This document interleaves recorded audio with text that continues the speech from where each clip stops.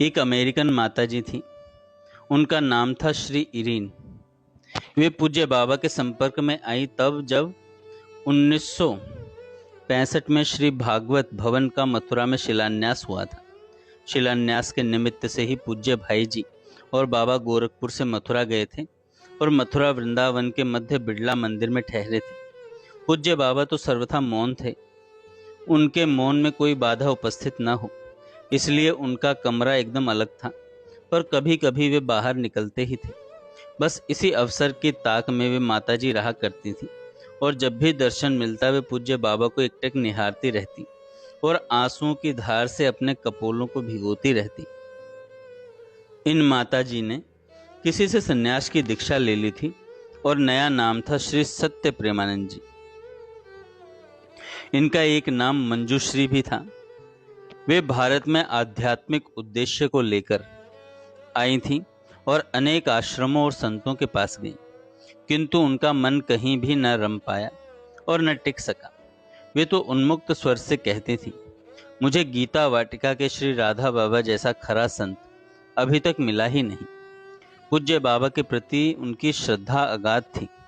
यह श्रद्धा भावना इतनी अधिक बढ़ गई थी कि वे पूज्य बाबा के पत्तल के उच्चिष्ट प्रसाद रूप में पाने के लिए गहरी चाह करने लगी।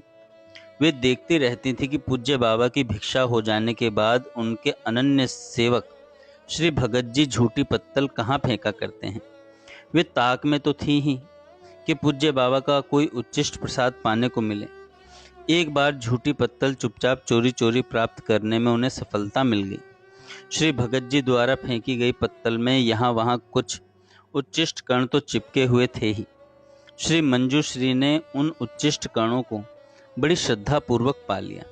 उन कणों को खाते ही उनमें भीतर ही भीतर विस्मयकारी परिवर्तन होने लगा और विचित्र अनुभूतियां होने लगी। जो कुछ भी उनके अनुभव में आया उन सबको उन्होंने स्वयं ही पूज्य बाबा को बतलाया। उनकी बात सुनकर बाबा ने उनसे कहा, आपके सारे षट चक्र सक्रिय हो गए हैं और अनोखी अनोखी अनुभूतियां होने लगी। यह सब पत्तल के उच्चिष्ट कणों के सेवन का प्रभाव नहीं है, अपितु आपकी श्रद्धा का परिणाम है। पूज्य बाबा ने भले ऐसा कहा, पर श्री मंजूश्री माताजी इसे मानने के लिए तैयार नहीं थी। उनकी भावना यही थी कि पूज्य बाबा स्वयं को छिपाए रखने के लिए ऐसा कर रहे हैं।